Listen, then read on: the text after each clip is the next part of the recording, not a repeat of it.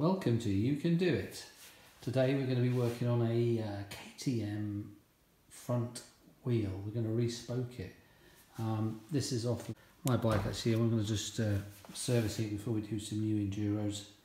Right now there's coronavirus rife in Europe, which is where I am in Austria.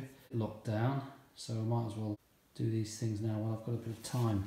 So this is my wheel off my bike. I said in my previous videos the bike's been standing for about 3 or 4 years. The actual spokes have gone rusty. The tyre is hot. I just found some. So the plan is we're going to take these spokes out and we're going to put some new. I've ordered some nice new stainless steel spokes, and we'll put those in. First things first is to take the tyre off, which I'll do. That's a separate video, but I'll take the tyre off now, and then I'll take this disc off. And then we'll get cracking on the actual job. Okay, taking the tyre and inner tube off, taking the disc off. These are the new stainless steel spokes I've got, and this is this is one of the old ones. Now, what I've actually done, which you've got a couple of ways that you can get your old spokes off. If they're completely knackered, you can just get an angle grinder and cut through them. But then you're going to get loads of filings and everything, which might get in there. Which obviously you cover that up. But the other way is you just take them all off. Now these spokes are actually all right, they're just sort of gone rusty on the surface, so I might even get these replated or whatever, and then I've got them as a spare set.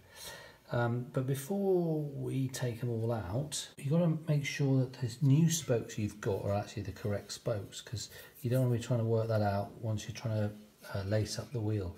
So what I've actually done is taken out one of the spokes. I've loosened off one of the spokes, which actually was this spoke here. I've taken it out, pull the beading out there, and then I just loosened that off with the wrench, and I took that one out. Now, on these particular ones, you can't take out the top spoke until the one beneath it is missing. So in other words, I can only take out a spoke that's underneath this because of the angles of these. I couldn't get it through. So anyway, I took out one of these, and I've put in now the replacement spoke just to check here. Look, you can see what sort of thread. So I've tightened that one up, torqued that up, so I can see now that the new spokes are going to have about probably 3 millimeters of thread sticking, whereas the original ones, factory ones, don't.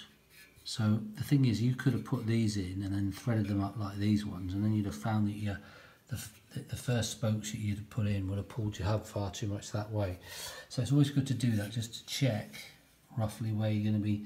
So I now know that I'm going to probably do them all up so that there's about 4 mil showing, and then I can go around and tighten them up when we lace it up. So I now know that those new spokes are okay. Look, they don't protrude out through there, so they're going to be fine there. They're actually different. Look, there's the original KTM ones on the left, and that's the new ones. So they've got a slightly different head to them. Also, if you actually look at these, the original KTM ones, look, they're a little bit thicker on the end there. They've got a bit of a thicker section, and they are lighter. Put that baby on, and we'll see what they do. So the original spoke with nipple 24.7. The stainless steel replacement I've got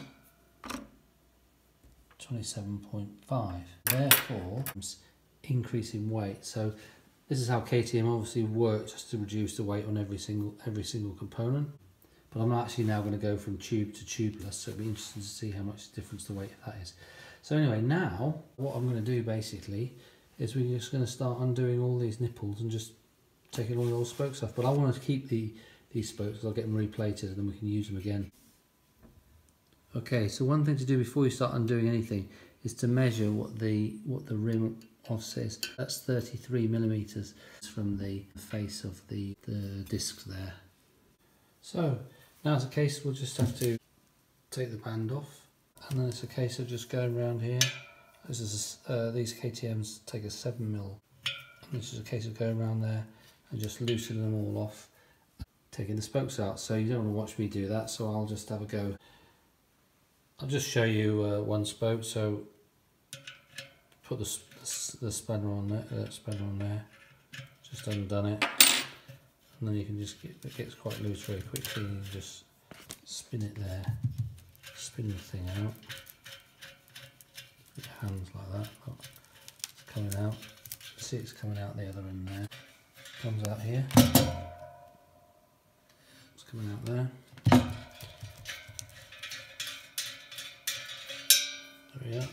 And that's the top one, you see.